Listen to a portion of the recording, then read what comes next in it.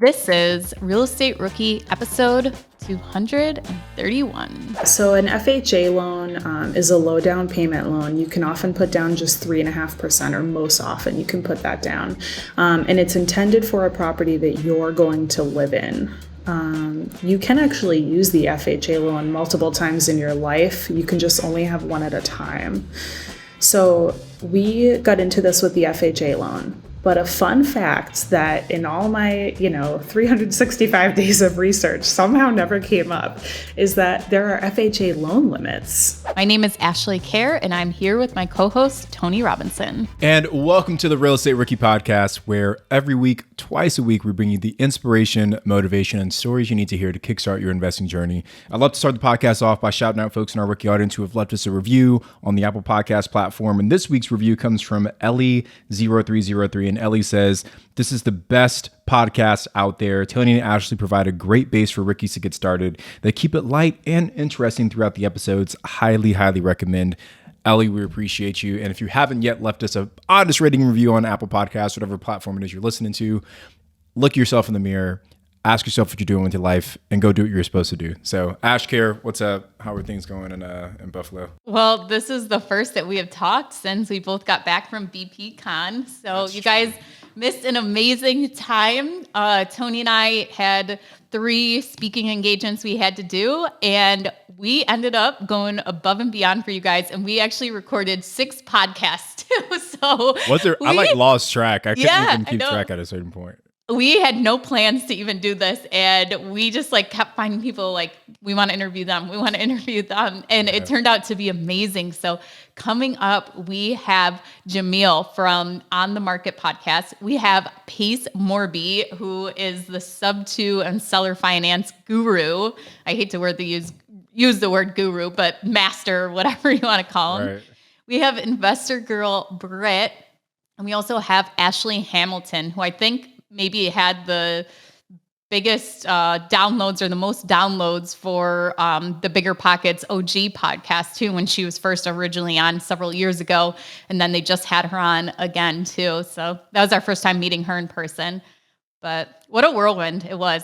It was a stacked day, a few days of recording. And what I really love, because we are the Rookie Podcast, we wanted to make sure that even though all those guests were experts, we brought them in to break down very specific things that they're experts in the space so that you as rookies can follow along and implement what it is. So it's not necessarily about their backstories. It's more so, hey, here are some tactical things you can do as a rookie to implement the things that those guys and girls are world-class at. Yeah, we also did a kind of an Instagram giveaway that we just all of a sudden decided to do Monday on the conference and then picking a winner on Tuesday. And we got super lucky because we hit a rookie Rockstar with the winner. It was a completely random draw as to who won it. And so we will also have Ethan Wilson on episode 240. And he is going to talk about his experience. He's fresh out of college, and he already has his own house hack, and he has 6-unit and an 8-unit under contract. I think it was just amazing things. Yeah. So make sure you guys watch out, and we definitely have to get him back on to do his own full episode too. But yeah. Well, today we got Jessie Dillion on the podcast, and Jessie, she actually took Ashley's rookie boot camp earlier this year, and she's gone on to do some absolutely amazing things. And man, we just really enjoyed this episode, and I feel like we could have kept going on and on and on. But Jessie talks about how she scaled from 0 to almost $2 million in less than a year, and just all the kind of things that went into that. She talks about getting her spouse on board and kind of what that process looks like. She talks about some creative financing strategies that she used to scale. So overall, I think this will be one of our top performing episodes because she's got such an amazing story. Yeah, and I love the personal finance piece too of it, that she really built that strong foundation that we always harp on to. So if you need help with that, this is a great episode to listen to. Jessie, welcome to the show. Thank you so much for joining us. Can you start off with just telling us a little bit about yourself and how you got started in real estate? Yeah, so my name is Jessie Dillion. I'm 30 years old. I live in Central Mass. Aside from real estate, I'm a wife, a stepmom. I own 2 businesses. I'm semi-retired now, which is so fun to say.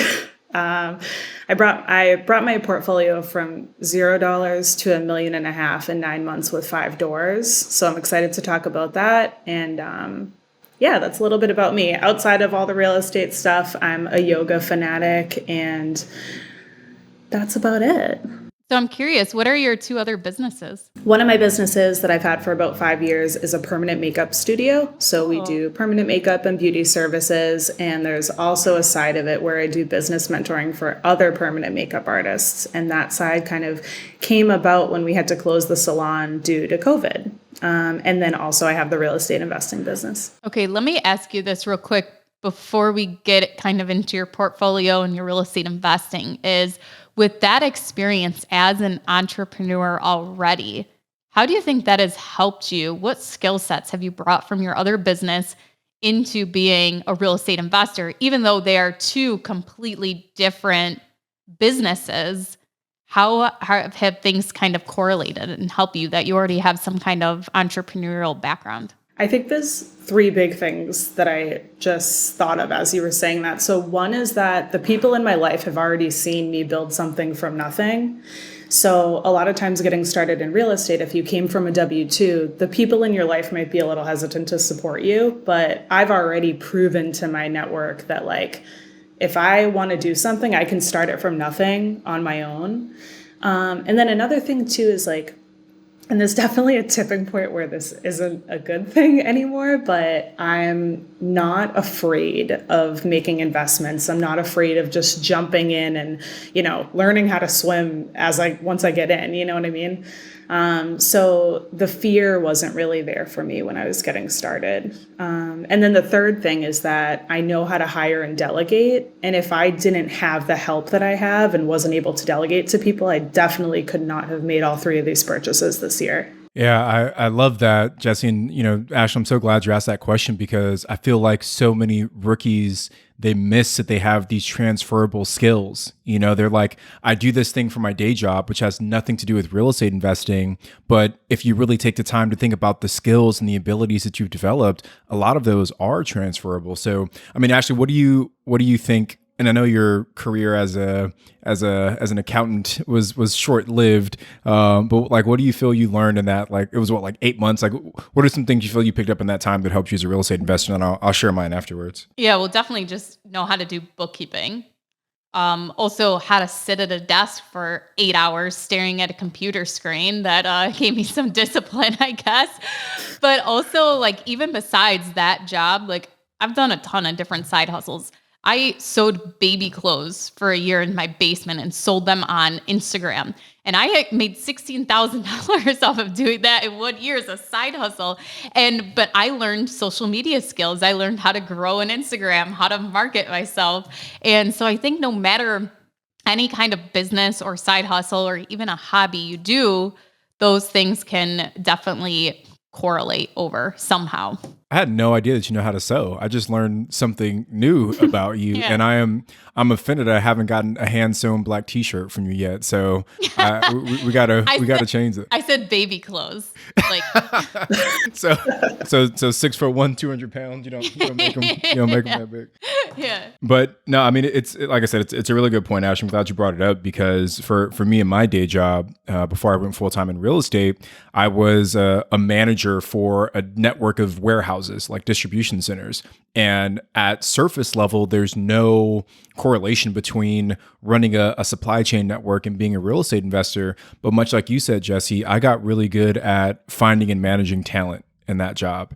I got really good at building systems, and I got really good at solving complex problems, and I got really good at managing budgets. And like all of these things, even though they're not necessarily related to real estate investing, they are things that are important if you want to be a successful real estate business owner. So, I feel like we don't talk about that enough, Ash, about how those skills translate, and we should probably ask our rookies those questions more often. Well, think about when we did the meet and greet right at BPCon recently, where someone said, I have this job now, but I don't know how any of the skill sets I have in it can kind of help me get started in real estate investing. Should I like switch careers or what? And then we asked them the question, well, what is your job? They're like, I'm a project manager in the tech industry, I think it was. They're like, right there, the first two words, project manager. Everybody, who here is looking for somebody to manage their rehab project, And like put in those everyone's system and hands on process? it. Yeah. Right. That was too easy for us to answer that one. But yeah, I think there's always some kind of skill set or something in your job, even leadership, maybe if you're a manager or like my business partner, Daryl, he was a foreman. So kind of, having people work under him is a skill set that he has that he brought to the table. Yeah, I mean, the more we've talked about it, I feel like there are more skills that have translated from one business to another than skills that have not. Obviously, I'm not going out tattooing eyebrows on my rental properties. I could do a great job of that, but I think like the social media and like you had said, learning how to use social media, learning how to hire and manage people and building the systems, like those are things that I was already doing. So I feel like I didn't have that many new skills to learn. And then Jessie, you already had these 2 successful business models going. What made you decide, okay, I'm going to take on another business. I want to get into real estate. What was that moment like for you? Well, so leading up to, those 3 months that we had to close when the pandemic started, I was working probably 4 full days a week, but I was putting in like 40 hours in that time. And that was just behind the chair, so to speak, or with clients. Plus I was doing all the office work behind the scenes. So then when I was sort of forced to take a 3-month vacation, which was a lot nicer than it sounds like it would have been, I was like, you know what? I can't keep that up. Like that wasn't sustainable. I can't see myself doing that until the traditional retirement age, right? So that's when I developed my business mentoring program. And when I was like, you know what? I'm going to scale back with clients and just figure out how to make up that income somehow. And it wasn't long after that I actually, like, all of this came about because of a Facebook clickbait article. I saw this article from Business Insider and it said that a 26-year-old girl was retiring. And I'm like, wait a minute, I want to retire too. So I read it and I connected with her and I discovered FIRE, this whole movement. And then a FIRE podcast led me to your podcast. And I just totally binged it. This was last fall. So this was only a year ago. And I knew I had to get in on this because the work that you do in the beauty industry is so physical. You wouldn't really think so, but most people I know in the industry have neck problems and back problems and wrist problems. And I was at the point because of those issues where I was going to, so many different physical health appointments, like every week, like twice a week, if not more. And it just wasn't getting better. So I knew that I couldn't keep doing that physical work forever. Plus, that's also you. You are the person that's making money. Like I always give the example of like a chiropractor. A chiropractor can own his own business, but he's only making money if he's there cracking your back. And that's kind of sounds the same as your position too, is that you have to give up your time.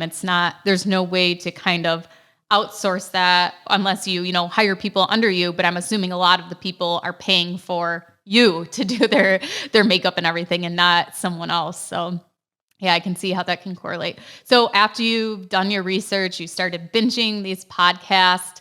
What was it like with your spouse, getting your spouse on board with this? How did you approach him? So my husband, Pat, and everyone else in real estate will be so jealous of this. He's an electrician. So I have that in the bag whenever something goes wrong with the electrical. But I got so excited about it. And at first I didn't really think to share that with him because we each have our separate passions and interests and hobbies. Like if you look at my books and then his books, they couldn't be more different. So I didn't really think to share it with him at first until it actually came time to use our savings for this. But by that time, he knew how much of a student I had become in all of this. Like he saw the time I was putting into reading the books and doing the research and everything. And just 5 years prior, he saw me say, you know what, I'm going to quit my full-time job and I'm going to go off on my own doing this beauty stuff. Like, how do you feel about that? And of course he was a little nervous, but he saw what I did with that over the 5 years. And he was like, if you really want to do this real estate thing, I have no doubt in my mind, go ahead. So I'm just very lucky that I had such a supportive partner. Okay. So you talked about your life savings a little bit.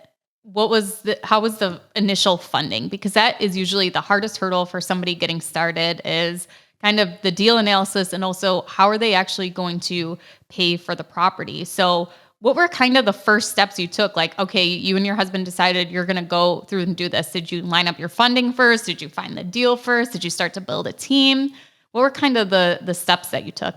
I think we lined up the funding first. So we had a pretty decent savings already. And once I started with the whole FIRE thing and reading the books and watching the documentaries and stuff, I jacked my savings rate way up. And I was fortunate to be a high income person, so it was a little bit easier for me.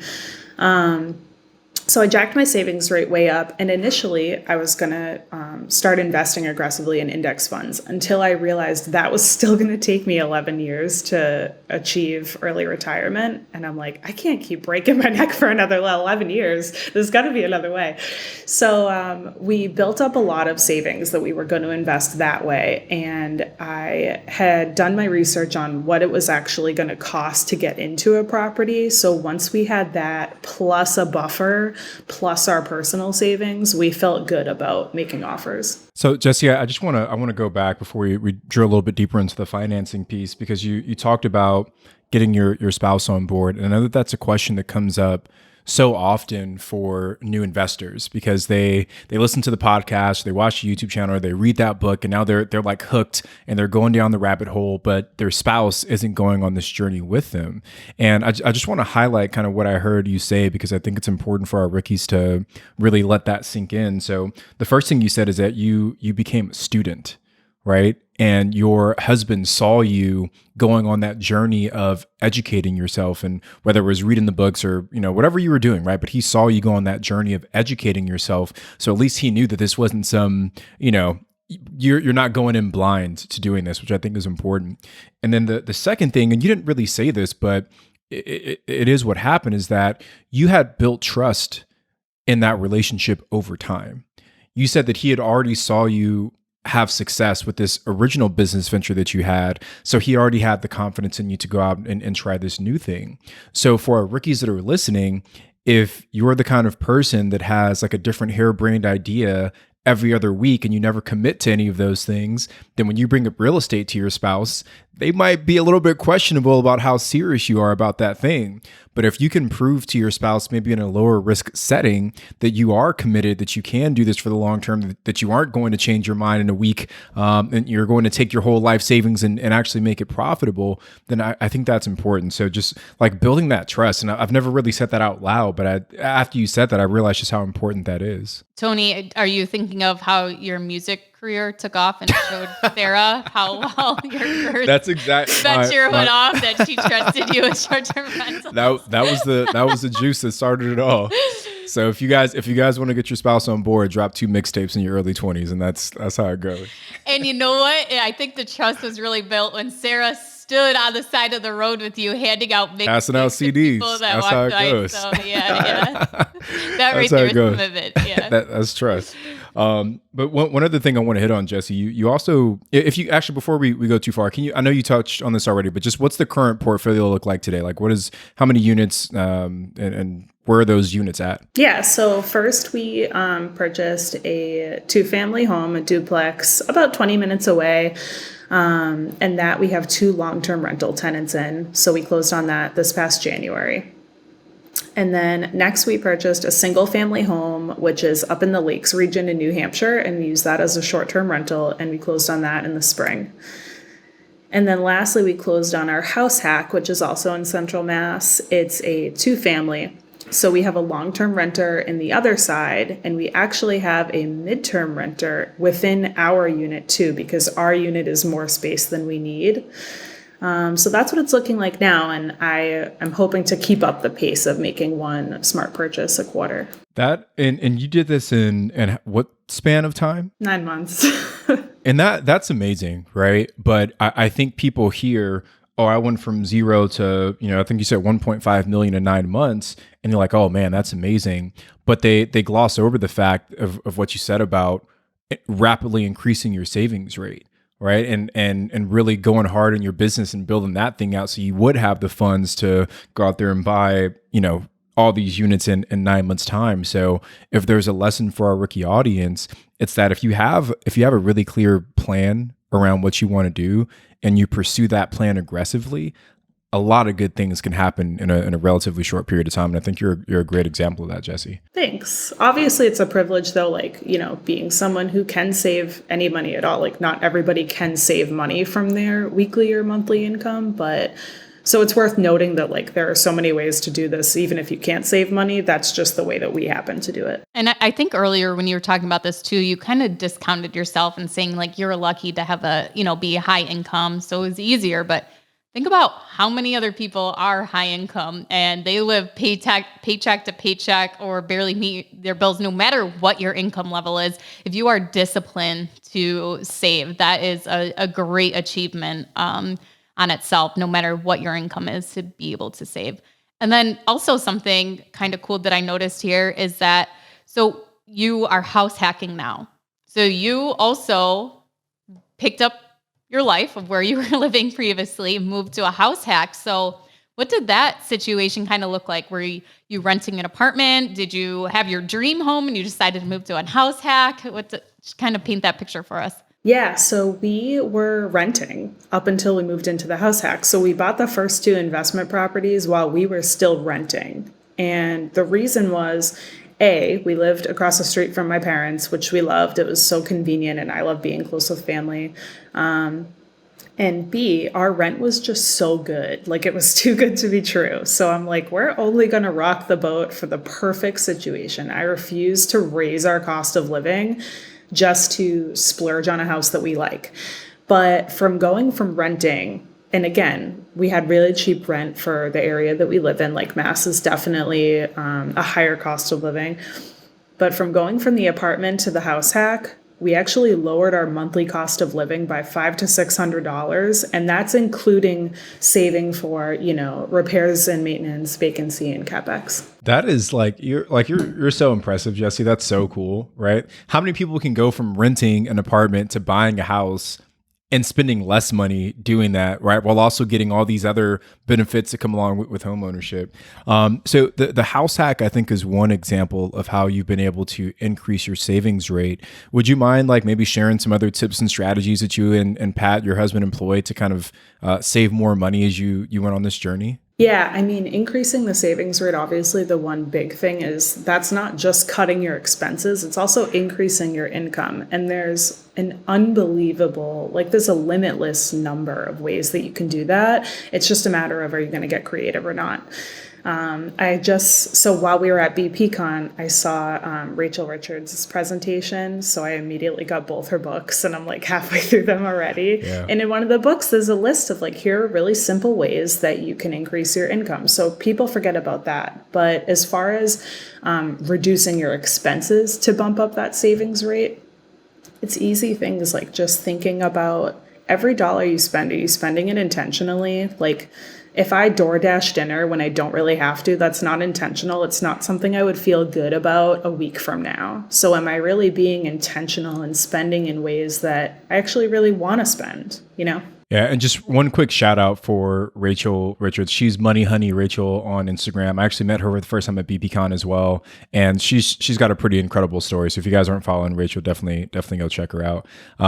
Ashley, I know you talk about this a lot too, about having the right kind of financial foundation before you get started. And Jessie, you mentioned that you guys saved up enough money for your rental investment, but you also saved up enough money for your own nest egg to make sure that if things went south, that you had that. And Ashley, I think that ties in so perfectly with what you always say about building that foundation first. Yeah. And I feel not that it's been easy for you, but for somebody that hasn't built that foundation, you're going to struggle a lot harder getting 3 deals in 9 months than if you have that cash in place for those down payments where you don't have to go and find a private money lender. You don't have to go and use hard money. You can still definitely do it having no money, but when you have the money for the down payment, you have the cash reserves saved up, it's easier to propel yourself without having to rely on other resources to get that done. And one thing that I've been noticing a lot is people are asking the question, do I find the deal first or do I get the money first? And if you get the deal first, if it's a great deal, the money will come. But it is so much easier when you already have the money to take down that deal. So much easier. Totally, right? Because like you find a good deal, you just pay the money, right? Yeah, you just buy it. Let's go. You just buy it, right? And we've talked about this before too, right? It's like when you have the money to solve a problem, you don't really have a problem. You just write the check, you do the thing, and then it's done. And I feel like that's such a mindset shift that the new investors have to make. It's like money's not it doesn't solve every problem, but money solves a whole heck of a lot of problems in most people's situations. Yeah. So real quick, I just want to go into a rant real quick about money and stuff. Rant away. And let's do it. Financial freedom. But so if you're sitting there listening right now and you are thinking like, there is no way I can save money. Like I have expenses, I have a family, I have things to do. First thing I challenge you to do is sit down, go through your bank statement, go through your credit card charges, any cash you use. You have receipts from the cash that you spent, but pretty much nobody uses cash. So you should be able to see all of your expenses through your checkbook, your credit cards, your bank account, okay? Look at where those expenses are going, okay? Are they going to streaming devices? Are they going to monsters at the gas station? Are they going to eating out? Are they, random splurges at Target? Write them down, and I think you might be astonished as to how much you are actually spending in different categories. And then think about how much do you really want that first property? Is it worth giving up some of those things to get that first property? And if you're going to look at everything, just be like, no, like, I don't want to give that up. I want to enjoy my life. Okay, fine. It's going to be longer and harder to get to what you want. And obviously giving up your chai tea latte, every day is going to not be enough to get you there. But if you can find somewhere to save even a couple $100 every month, that is definitely going to make a big difference.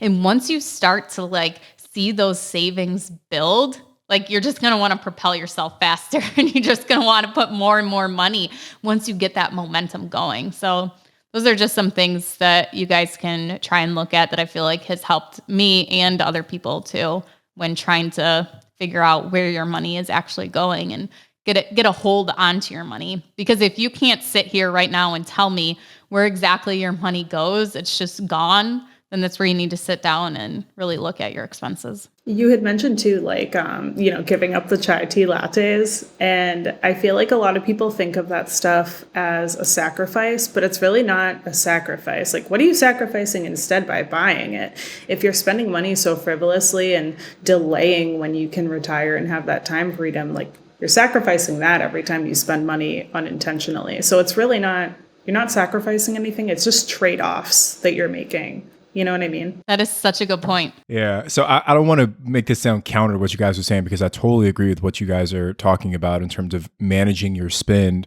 But I also think there's a fine line between doing yourself a disservice by not hiring certain things out.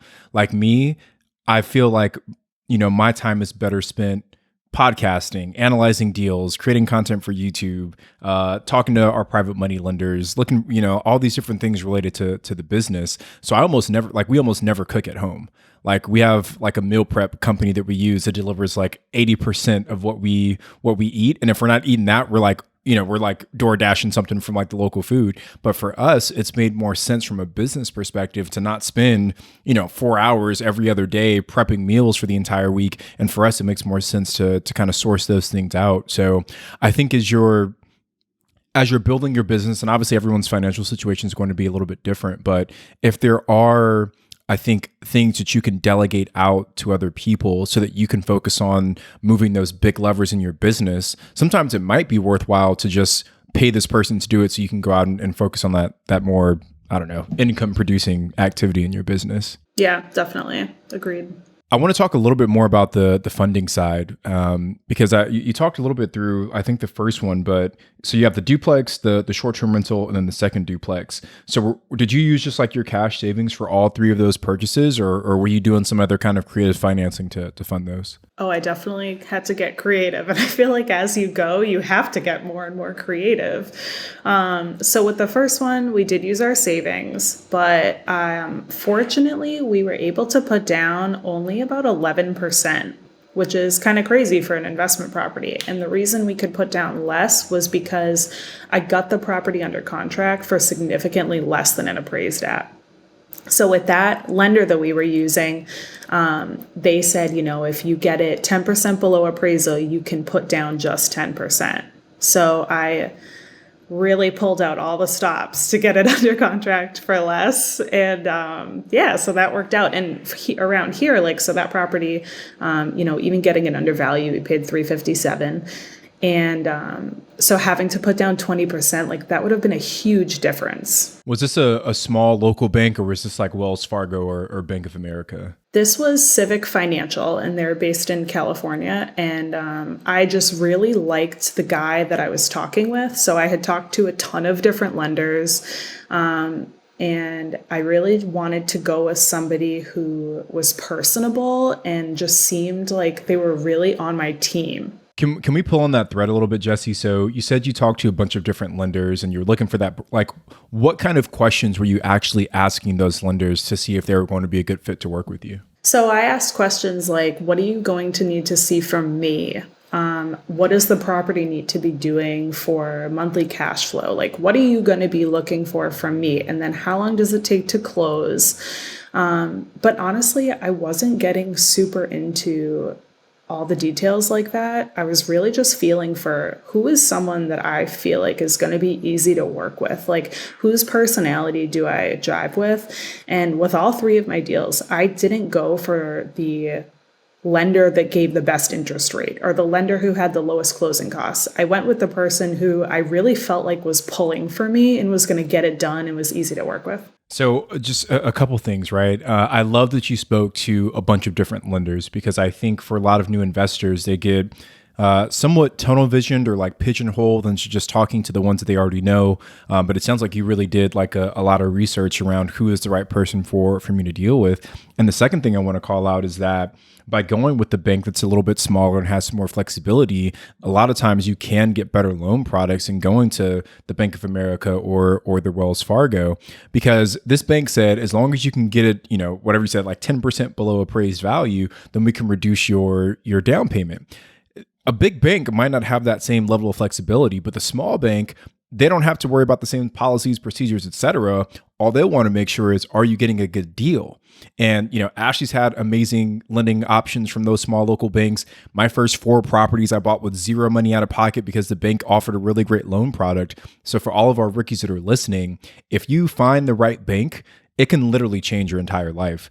As a quick side note, Henry Washington and I from On the Market podcast, we were chatting during BPCon, and he's got a bank out where he's at in Arkansas, and they offer amazing financing options to him where he's able to refi really quickly without a seasoning period and just do all these other crazy things. But it's all because he found the right lending partner. So I think for a new investor, one of the most important things they can do at the beginning of their career is spend the time to find the right bank, because it can make all the difference. So you've got this duplex that you got with your savings at 11% down. Walk me through that single family home you guys turned into a short-term rental. How did that lending come about? Yeah, so the single family home, we started making offers in January or February. So right after we closed on the first duplex, I took maybe a week to relax, and then I was like, we're paused. We need to keep going. So we started making offers. I probably made 10 offers. And I did use a realtor for this one because it's about 2.5 hours away, whereas it did not use a buyer's agent for either of the other 2 properties. So for this one, we made about 10 offers. We actually got one under contract, and I was so excited about it. And during the due diligence period, I spent probably $1,500, maybe $2,000 in all sorts of inspections. And a lot of issues came up, and we weren't able to come to an agreement. So I actually had to lose out on that. But in retrospect, that was really smart, because 2 days after I lost out on that, I got this one under contract, which is way better, way better deal. So for this one, we used a second home loan, also known as a vacation home loan. So I put down 10%. And because vacation home loans are tied to you as a person, my DTI had to support that. So my debt to income between myself and my husband. So what about the house hack then? What kind of financing did you do for that? Did you do FHA or? Yeah, for the house hack, we did FHA. Can you just explain what FHA is in case maybe someone doesn't know just what the difference is from the other types of lending you did? Yeah, so an FHA loan is a low down payment loan. You can often put down just 3.5%, or most often you can put that down. And it's intended for a property that you're going to live in. You can actually use the FHA loan multiple times in your life. You can just only have one at a time. So we got into this with the FHA loan. But a fun fact that in all my, 365 days of research somehow never came up is that there are FHA loan limits. So for each county, there's a limit to how high you can go with the FHA loan. So because this property was on the pricier side, we actually had to come to closing with more like 8%. So that kind of threw us for a loop. But I think in real estate, there's nothing but surprises. So we made it work. So when did you find that out during the loan process? Once you had already committed to the loan, or when did that surprise happen? So that was maybe like a week after we had the signed offer by both parties. So that's something right there is there's always going to be those surprises that come up that you may not expect to. And that's why I think listening to podcasts like this, you get an idea of things you should be asking your lender so that these surprises don't come up as to, there's so many different moving pieces, no matter what type of loan or what kind of lender you're going with, that even today still, I worked with a hard money lender and I had a surprise come up where I couldn't refinance out of the hard money loan unless there was 5 properties or 5 units in total on that loan. I would have to refinance with a different product instead of the one built in and all these things. And that was like, man, I never even asked that question because I just didn't even think that there would be a limit as to how many there could be. So I always try to find out as much information up front as to, what that loan product is actually going to be and any obstacles that are going to come up. So Jessie, do you have one particular property where you want to kind of walk us through the process of purchasing it and what the numbers kind of look like today? Oh, yeah. Okay. Which one did you want to do? I'd like to do the house hack that we're in right now. I think that one is most exciting because I think a lot of people start with house hacking, or if they don't, they should. So I'd like to go through that one. Where did you find this deal? What market is it in? It's in central Massachusetts. And how did you find the deal? On Zillow. I found them all on Zillow. Okay. And how much was the asking price and what did you purchase it for? The asking price was $590 and that's what I purchased it for. And how did you finance this deal? I know we kind of already talked about that, but yeah, the FHA loan, and we did about the 8% down, but I actually got $12,000 in closing costs covered, so that offset some of the down payment. Can you explain that a little bit further as to how would somebody else be able to do that? Yeah. Right. So one thing that I think was in our favor is that I went straight to the listing agent, which I did for 3 out of my 5 accepted offers. I think building relationships, we can't say it enough, is so important. But so I went straight to the listing agent and we really built rapport. And he actually was also the owner who flipped the house. So we had very few cooks in the kitchen here. And that really helped me just build a relationship directly with him. And I just said, I'm happy to give you the asking price. I think it's totally worth it. And it will be for me because the value really is what someone's willing to pay for it. I don't care what other homes are selling for around here. If my bank will give me the loan and the numbers work for me, then I'm not trying to just get a deal to get a deal, right? So I was like, I'll pay the asking price. We're comfortable doing no inspection, but can you cover $12,000 of the closing costs? And like I had mentioned, I don't go for the cheapest lender. I go for the person who believes in me and is really on my team and is hustling to get the loan closed. So yeah, my closing costs were kind of high. I had a $7,500 lender fee, but I didn't pay for it. So that was fine. So Jessie, first, I love the idea of going straight to the listing agent and asking them to represent you, because now that agent is almost more incentivized to work with you because they get a chance to maybe double in that deal, right? But one of the things you mentioned as a leverage point between you and the seller was that you agreed to waive your inspections. So you mentioned earlier that you had some issues pop up around your short-term rental, or at least one that you were trying to purchase, that made you walk away from that deal. What made you comfortable and confident to waive the inspection for this house hack, knowing you had just walked away from a deal because of the inspection on that property? Yeah, I think because the other property was going to be a short-term rental and so far away, if issues were to come up, it was going to be kind of devastating to us. Like, let's say the septic failed, because there was a septic tank at that house that where the inspection didn't go very well. That would be kind of devastating for a short-term rental business. Whereas this being our primary home, there wasn't a septic, there wasn't a well. It was recently flipped. We learned so much from going through the walkthroughs on our other inspections that we knew a lot of stuff to look out for. And we knew that we're going to be in this home for the long term. Like, this isn't something that we're going to try and turn around right away or sell in a couple of years. Like, we plan to hold it forever. So we were just more willing to deal with things if and when they come up. Okay, so now that you've moved into the property and you have tenants in place, can you talk about what your rental income is from the long-term tenant and the midterm rental? Yeah, so for our long-term tenant on the other side of the duplex, the rent is $2,100 a month, and that includes heat.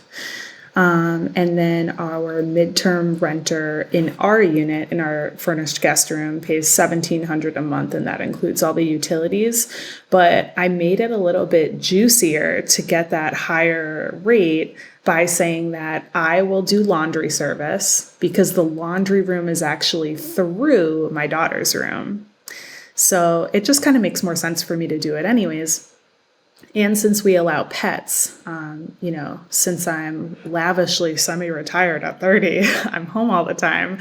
So I was like, if you bring a pet, I will help with pet care while you're at work, because I know a lot of these people work really long shifts. So that kind of made it juicier. So you are almost getting the amount that the long-term tenant is paying for this unit in your house. Room. Yeah.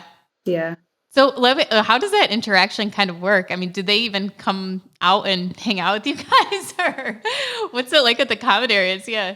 So our long-term tenant, so we moved in at the end of August. Our long-term tenant, we already had lined up. She moved in September 1st. And our midterm renter, she actually just moved in like 4 days ago. And this is our first time doing that. So far, it's working out great. I mean, because our midterm tenant is in our unit, I really went above and beyond to vet her and make sure, we kind of vibed when we were on FaceTime, and we did like a credit and background check and a full application, a full lease, but just for 3 months. And it's worked out really well. I think the benefit to us is just so worth it. I think this is the first time we've had somebody come on talking about renting by the room as a midterm rental. Usually it's a short-term rental or it's a long-term tenant. And I really, really like this, because if a long-term tenant, you're stuck with them for a while. You have them probably in a 6-month or a 1-year lease. So things are not going well. It's going to be harder to get rid of them. A short-term tenant, you have lots, even though you can shut it off whenever you want and, not have somebody in your house, you're having so much turnover that it's so many different people coming in and out of your house. And also you don't have the time to vet and FaceTime and credit and background check to make sure they're not a serial killer like you would when you choose somebody for 3 months. I think that is such like a happy medium, is that you get to live with somebody for a while, but it's not a super long commitment too, but you can also go through the appropriate steps to vet the person that's actually moving into your home. And we can always try it this one time. And if we don't love it, we can not do it again. But at least then we'll have had the experience. We got to like coin that strategy somehow, like the rent by the room medium term rental. I don't like the I don't even know. I'm trying to like burr that, but there's no, I don't know what sound that would be. RBTR MTR. I don't know.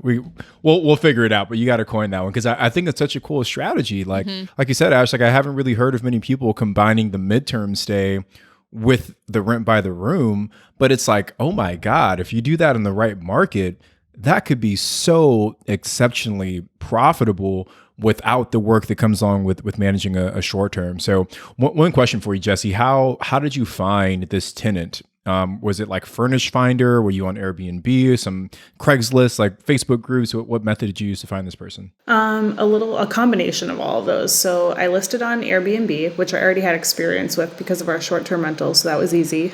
I also listed on Furnished Finder, and I posted in all of the Travel Nurse Facebook groups. And I also had my assistant go in and search for posts from travel nurses with the words Boston, Worcester, Providence, like close by cities, so that she could comment on the post with the Airbnb listing. And ultimately, I found this tenant through Airbnb. That's awesome. That's really cool. Yeah. Well, Jessie, congratulations on that house hack. And thank you so much for sharing that with us. That's really cool. I think we all learned a lot right there. Yeah. Just one last follow-up question, Jessie. So I know you said that you decrease your living expenses by several $100s, but what's your mortgage on that $590 purchase? So the principal, interest, taxes, and insurance is $3,850, and we have left over to pay out of our pockets $50. Wow. That is so like, how many people can say that they live for $50 a month, right? Like that's so amazing. Well, and in a $600,000 house too. House, right? Yeah.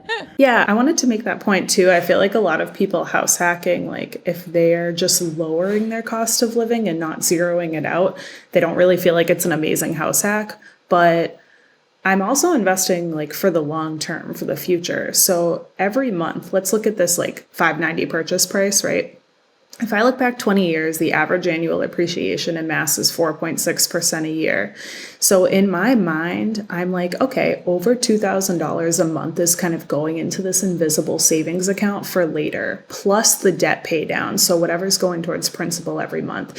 So even though it feels like I still have to pay to live, like I'm paying for the utilities and the $50 a month and stuff and whatever goes wrong, but I also have all that money going into this invisible retirement account. So even when it feels like it's not a gigantic home run win, when I remember that, I'm like, oh wait, yeah, it is actually a pretty big one. It is a gigantic big home run win. And I think too that, yeah, you are so right. People get caught up in like that they should be cash flowing or that they should be living for free, but you can't compare yourself to other people. I mean, there's people living in $50,000 duplexes that, maybe they're living for free, but you are living in a $600,000 house that's getting equity built into it by mortgage pay down, appreciation, and you're only paying $50. So it's so hard to compare apple to apples. And it's kind of like when people shout out their units or whatever to how many units they have. That is not a status symbol. That doesn't tell you what their cash flow is or how much they've invested into the property. There's no way you can compare each other to that. But yeah, Jessie, congratulations. That is a gigantic home run, that house hack. So I want to continue having you share your wisdom. We're going to move to the rookie request line. This is where you can leave a voicemail at 1-888-5-ROOKIE. Tony and I will get your voicemail and we may play your question on the show for a guest to answer. Today's question is from Erica Albert. Hi, my name is Erica Albert. I have a question. I was just listening to the podcast and it was all about you have to run the numbers, which I 100% agree with. And then Tony said you have to trust the numbers. My question is in regards to that. I've begun to not trust the numbers after using 5 different algorithms to predict rental revenue for short-term rental properties. How can you quickly assess these and really trust what AirDNA or Data.Rabu or Price Labs is giving you? That's all. You can only trust them so much, like it's really just, it's not as much a way to predict what the investment's going to do, how it's going to perform. I think looking at all those numbers, and she's right to use like 5 different data sources or calculators, but I think getting those numbers is a better way to just compare different potential short-term rental purchases, like compare them to each other. There's not going to be a guarantee. There's not a perfect data source. If you use 5 and take the average, that's probably the best indicator that you're going to get. So at a certain point, you just need to take the leap of faith. If everything is saying that it's probably a good idea, I think maybe she's just getting like analysis paralysis and just running numbers till she's blue in the face. And it's like, freaking her out and making her kind of go backwards. But it sounds like she's doing her homework, like at a certain point, you just have to trust that you are making a good investment, that you know what you're doing. And I think too, is if there are different numbers, go with the lowest. Oh yeah. Be conservative, pick the lowest one. And then if you get more than that, that's great. That's bonus money. But if you are feeling that there is a wide range of those numbers that you're getting from these different softwares and platforms, then take the lowest and use that as your number to analyze the deal. Awesome. All right. Well, Jessie, I want to move us on to our rookie exam. These are the 3 most important questions you will ever be asked in your entire life. So are you ready for the exam? Oh yeah, I'm ready. Right. So question number 1, Jessie, what is one actionable thing rookies should do after listening to your episode? I think they should pick the person on the Rookie podcast that they felt like they could relate to most and just message them on Instagram and start a conversation. I did that with guests that I had heard on the podcast, and I feel like the trajectory of my career with investing has like totally blown up because of just reaching out to those people. So if you feel like there's someone on the podcast that you learned a lot from, like mine was Amelia and Grace, I reached out to them, and otherwise I wouldn't have even known what midterm rentals are. So because of them, I only pay $50 towards my mortgage, So making a connection with somebody that's just a couple steps ahead of you is my biggest action step. Jessie, can you kind of script that out? What do you say when you first message somebody? I've messaged a bunch of people from the podcast. Yeah. Do you have like a question in mind that you usually ask them? Or are you just like saying, I loved the episode you were on. You did a great job. I found this interesting. How are you kind of making that connection to engage them back into a conversation with you? I think for social media in general, it's a good best practice to always do an open-ended question, but it should probably be based on what they were talking about on the podcast. For example, when I first read that Business Insider article about the girl who is 26 and retiring, I messaged her, and she had spoke to a couple books that she read. I messaged her, I explained where I'm at in like 3 sentences. And I was like, if you could recommend only one book to me, what would it be? And she recommended The Simple Path to Wealth. And I love that book so much. It's like a favorite of mine. I loved it. And that led to the next thing, So that DM really is responsible for a lot of what I've done in the last year. Awesome. Okay, the next question is, what is one tool, software, app, or system in your business that you use? The one that we use the most is Monday.com. So it's like a task tracking software. I'm in Tony's short-term rental Facebook group, and I shared our list for everything that we do on a repeating basis for our short-term rental in there. And we could never keep track of everything in both businesses without Monday.com. I live by it. Tony and I use that too. That post you put in the Facebook group, I love that one. Like that's one of my favorite things I've seen in there. So I appreciate you doing that. And also your answers to that first question about reaching out to guests, I think that might be one of the best answers that we've had to that question so far. So far you're passing this exam with flying colors. Just throwing that out there. Nice. So last question, Jessie, where do you plan on being in 5 years? In 5 years, I definitely plan to be fully retired from working in my beauty business. I plan to be location independent, but probably still in Central Mass, because obviously I don't like to go that far. And I plan to continue, at least for the next year and a half, making one smart purchase a quarter. But now I'm transitioning to hoping to make those purchases with silent equity partners. That's kind of the shift that I realized I need to make. And BPCon really helped me come to that realization that that's what's next for me. Again, the power of networking and surrounding yourself with the right people, right? So before we close out today, Jessie, I just want to highlight this week's Rookie Rockstar. This week's Rockstar is Paul Bittencourt. And Paul says, I closed escrow on my first ever triplex. Such a blessing to be able to accomplish that.